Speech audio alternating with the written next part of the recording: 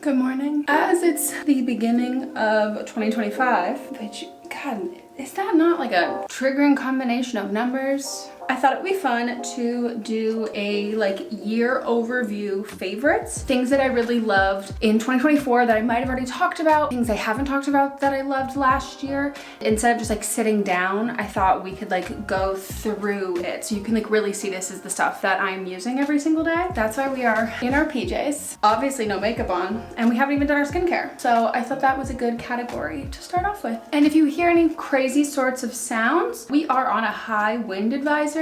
Gusts allegedly could get up to 120 miles an hour. I don't wash my face in the morning, just dampen a washcloth and I get my face wet. Next up is a chemical exfoliant. These are the facial radiance pads from First Aid Beauty. And then I started noticing when I did this in the morning, because I used to alternate of oh, some nights I'll do my retinol, my tretinoin at night, and some nights I'll do a chemical exfoliant. I started noticing that in the mornings when I did it, my makeup applied so much better, especially with dry skin. And I have the kind of dry skin where yeah, you'll see a flake, but then other times I won't know that it's dry. I won't see that it's dry. I won't even feel that it's dry until I have makeup on. And at that point, you're well, it's a little late for that. Then we have possibly the favorite of this favorites video, or it's up there, but I love this. This is the 𝘊𝚘 Honey Milk. It's a hydrating essence. It's so good. They're a sponsor of our podcast. I will link the code down below if it's still available. When I run out, I'm buying everything else. It's so good. I cannot stress it enough. I used to do a lot of hydrating serums in the morning, especially if I was putting makeup on, because it just was not gonna apply well. And I don't need to do that when I use this. It's such a thin consistency in a way that it soaks in really nicely, but it's hydrating. It's not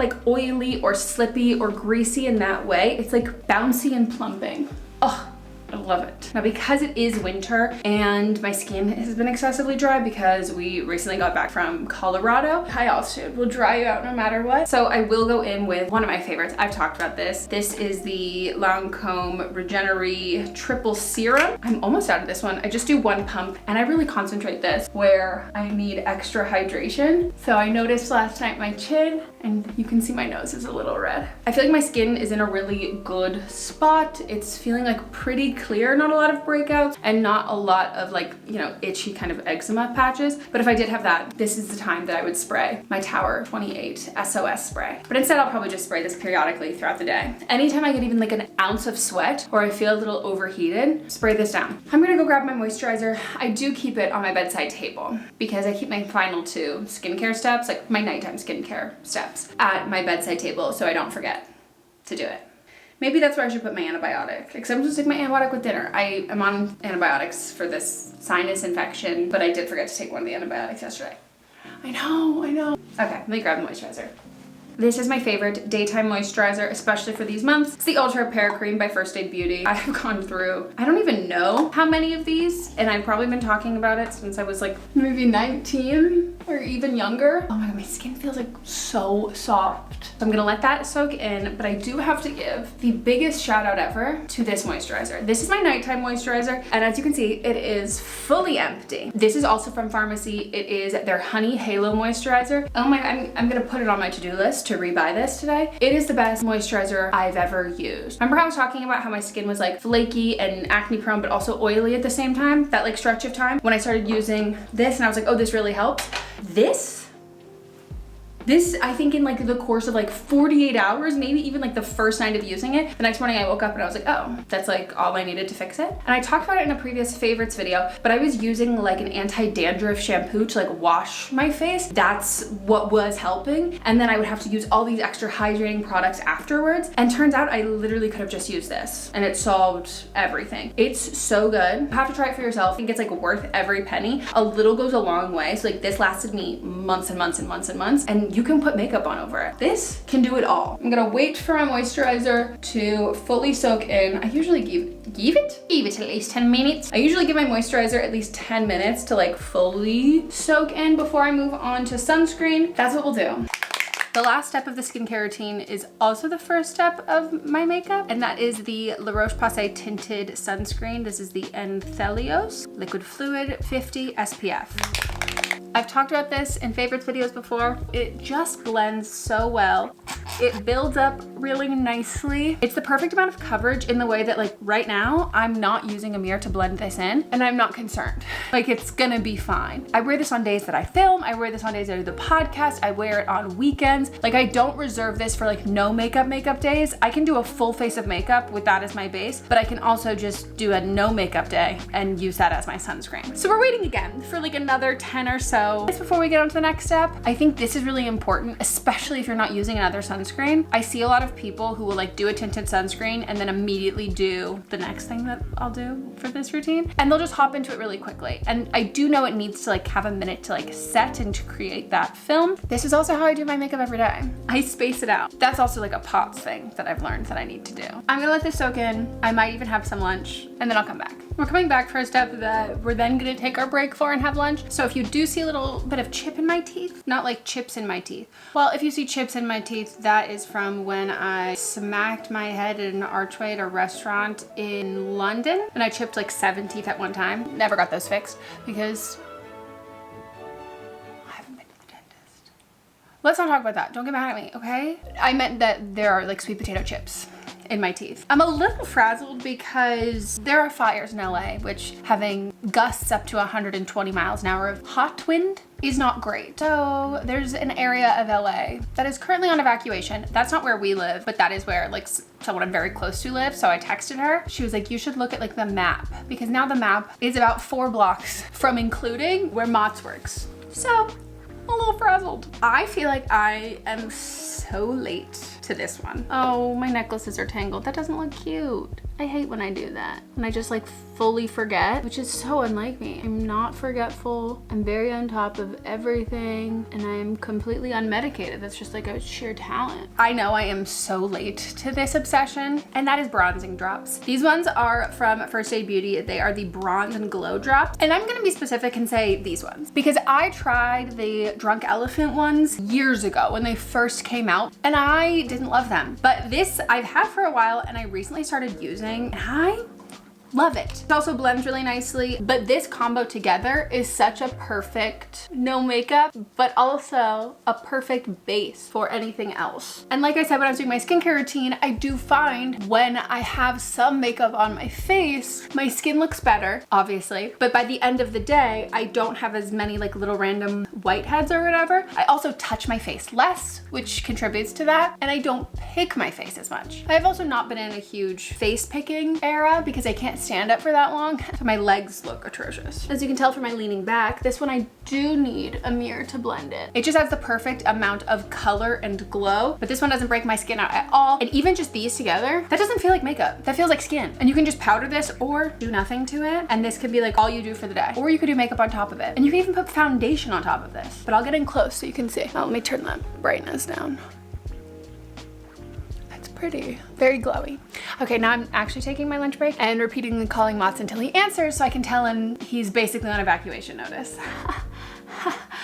It's very fun. Hours have passed. Just ignore this next part because this is not a favorite. So I let the concealer marinate a little bit, just to kind of get like tackier. Another favorite. I've talked about this before, but I have just loved this so much. This is the Lancome Tint Idol or Idol Ultra Wear All Over Concealer. Lately, I have just been using this concealer just in the spots where I need, but more like haphazardly. Which you wanna know, as an adult, I think how many years ago was it that I found out it wasn't haphazardly? And that seems like an oversight. I feel like haphazardly is a better way to say it. I just pick the spots and this will be my base for the day. I've never really been someone who uses concealer like this. I've always just opted for more of like a lighter coverage all over thing. So I started doing this. I think I literally just did it on one weekend and I was like, wait, this looks really nice and my skin looks really nice. And by the end of the day, it's not yucky. It's just a good concealer. It's hydrating, it's buildable, but it also has coverage. I think there's a lot of concealers you can't really do that look with. And then other ones that you do that and you like place the product and once you blend it, it's gone. This I think really achieves it nicely. The next step and my next favorite, Tower 28. This is their pressed powder. This one's like the light pink one, which is like nice and brightening. It doesn't feel cakey. Nothing that they make that goes on the skin breaks me out. I can really like count on them. But when they released their SOS spray and it had like the eczema, I almost said community, the eczema foundations seal of approval, as someone who's like looked out for that logo, I was like, oh,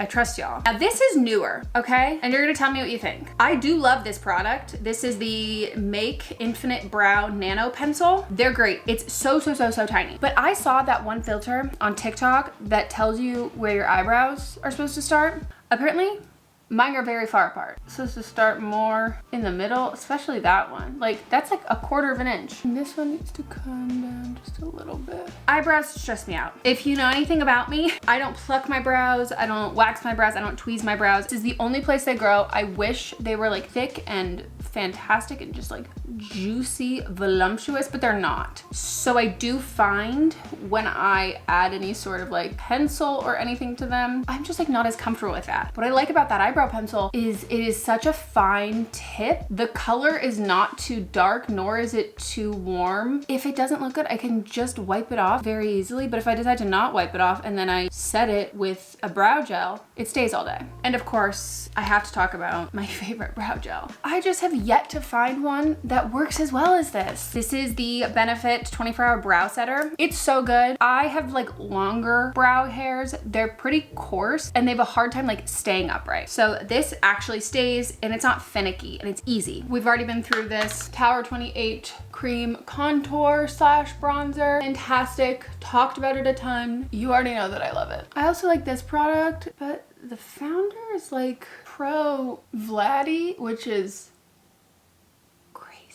so we're not gonna talk about that. Comment down below and let me know what contour sticks that you love that the owners are not absolutely obsessed with pooty poot poot. There's no way I could not include red blush in a yearly favorites video. This one's from Tower 28 and this is from Rare Beauty. I would say both of them are pigmented, so I think regardless of your complexion, you could wear either one of these. This one is significantly more pigmented and this one's a little bit more buildable, but they're both fantastic. This one is obviously cream, liquid, so pretty. Since the fall, I would say what I've been wearing the most are these liquid blushes from L'Oreal. They are the Lumi Liquid Blush. I have even more shades than this. Got one here too. They're so pretty. They have ones that have a bit of shimmer in them and then ones that are just satin. They are gorgeous. They're so pretty. These remind me a lot of the Rare liquid blushes, but they're just not as pigmented. They're buildable though. Like you can achieve a gorgeous color with them. And I really love the ones that have like a little bit of shimmer in them. I brought this one, which is Glowy Worth It Medium, it says. I brought this for when we were in Colorado over Christmas. Ooh.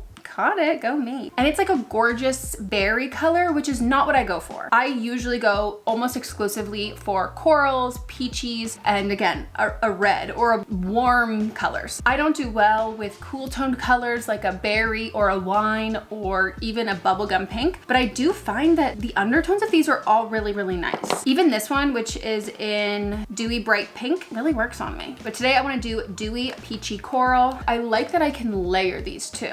I start by just blending it in with my fingers, take a bit on my nose, bit on the forehead. So pretty, and again, buildable. You also get so much product. That's a lot. And for fun, let's do a little bit of like the winey color, but I love a little layered blush moment. Just add some depth to that. Blendable, buildable. I really like it. Hi. Hey, I was just calling to check on you. Oh, I got scared. Oh no, I was just calling to check on you because you know you're my life partner and this is like a weird day. Yeah, well, I love you, thank you. He's fine. He's not in the evacuation zone. It stops just like a little bit from where he works, but it is also standstill traffic to get out from like the people who are evacuating their homes, who live there. Where he works, it's a little more concrete jungle. So that's a little bit better, but so stressful. 2024, I would say, was the year of minimal eye makeup for me. Any kind of neutral brown matte shades. So this one, that's a little bit more of a gray. I do that like under eye thing to like make it pop. I don't remember the name of this style of makeup, but it does just look a lot better on me. And then I'll take more of like a warmer color on my lash line, just do like the top and then ever so slightly wing it out. You can guess what I'm going to talk about next because I can't go a single video doing my makeup without talking about it. And in my defense, anytime there's a picture of me and I'm like wearing makeup, people ask about it. Urban Decay glitter eyeshadow in the shade 𝘃𝗏𝗏𝗏. I am addicted. I'm obsessed with it. It's so pretty. You know my favorite is,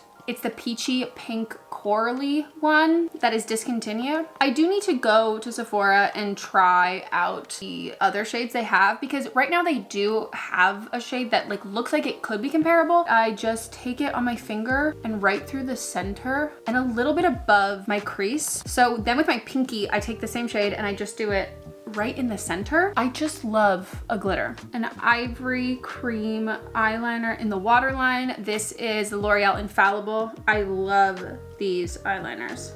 I don't do this every day, but every time I do it, I'm like, oh, that looks a lot better. Should have been doing that the whole time. My next favorite, I discovered this fall winter season, and this is the e.l.f. Power Grip Dewy Setting Spray. I've heard this is a dupe for the Milk Makeup one. Oh, let me cover my tea.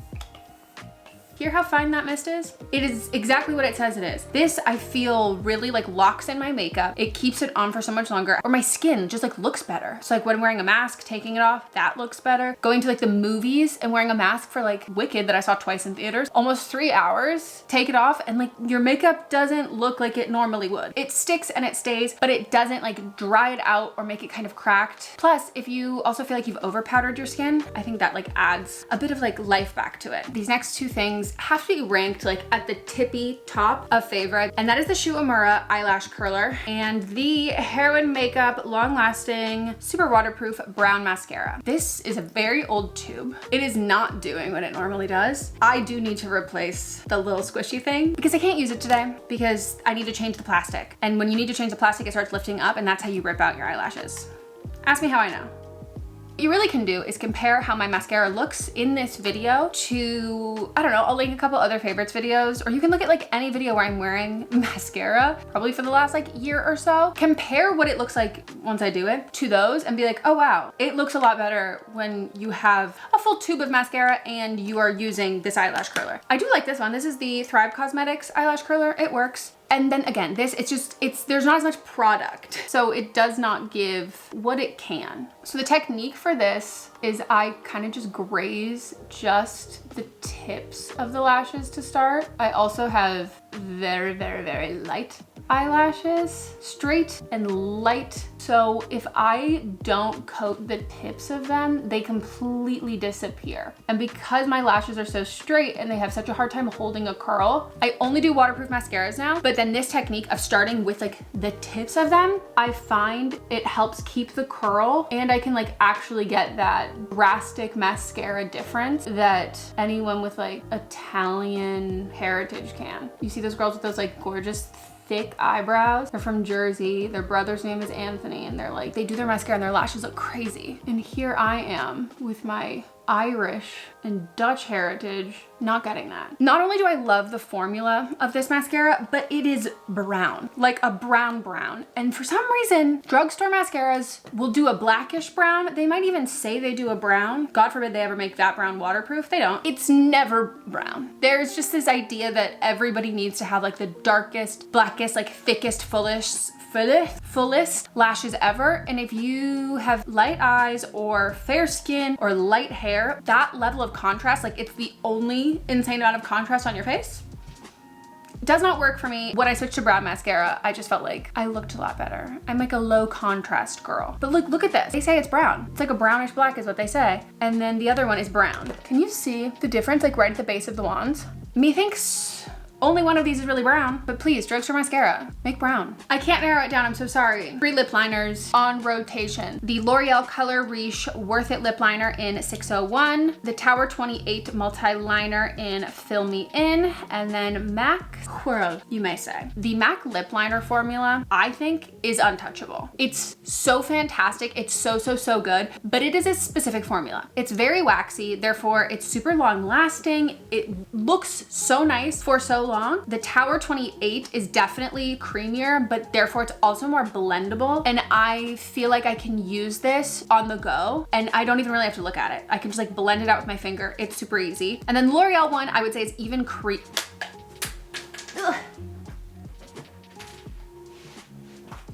Oh, okay. Remind me to get that. I need to stop doing that. I've lost 2 pairs of earrings in this. Actually, I've lost 2 separate pairs of earrings. I've lost 1/2 of each of them. So I've got 2 different ones in my first holes. This L'Oreal one, I would say is even creamier than the 𝘊𝟏𝗡. And it's a little bit more pigmented in like a lipsticky kind of way. So you could fill in your whole lip with this. You can with all of them. Those are the 3 shades, MAC, 𝘊𝟏𝗡, and L'Oreal. So the lip that I'm gonna do, I would refer to as like my purse lip. My favorite stuff is in my purse. So I overline my Cupid's bow. I overline just right under and then connect.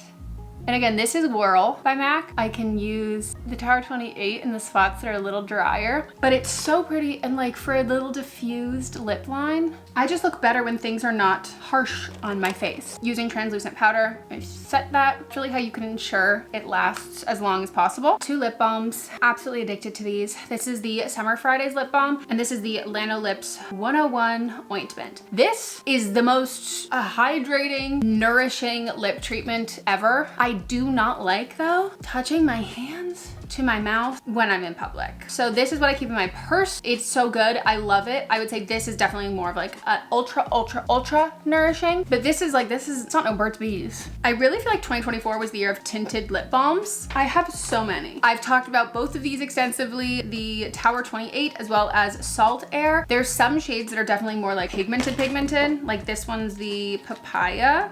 That's like pretty tinted. Plumeria, also from Salt Air. And then from 𝘊𝟏𝗡, this is Dulce de Leche. Oh, the smell of this one in particular, fantastic. You really can't go wrong, but they do have a lot of similar colors. That's the shade Plumeria. So pretty, but I am guilty. Lock me up, officer. I am guilty of extensively layering my lip products. And of course, we have to talk about the 𝘊𝟏𝗡 lip gloss. These are a perfect lip gloss. You have never met a lip gloss as good as this. You hate lip gloss? No, you don't. You've actually just never tried these. They're so good. They're so creamy. They feel, I think, like a lip oil on your lips, and they also are moisturizing. Not sticky, so just like they glide perfectly. They're, oh, I adore them. I also really like these, 𝘊𝟏𝗡. This is the Prism Glass in shade 3.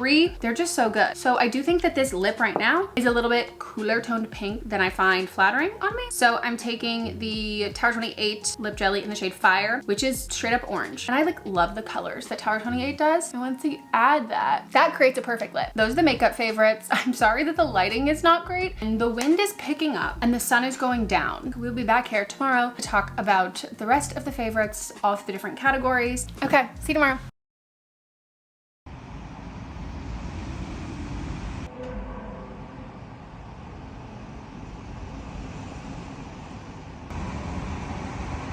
This is like the worst windstorm. We are, you get what I mean? Are you hearing this? I just hit the window. I'm sleeping the other way. There's a window.